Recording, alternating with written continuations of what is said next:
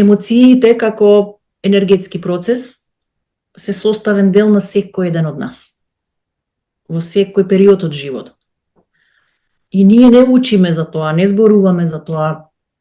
Се наметнале нели различни верувања, сваќања, дека тоа е излишно, непотребно и како и да е.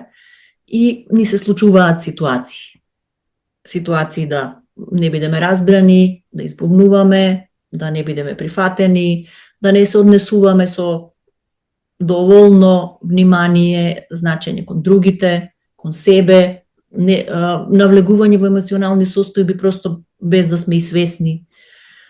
И сето ова се учи преку овој пристап, така наречен емоционална интелигенција, емоционално познавање, емоционална писменост, емоционална агилност.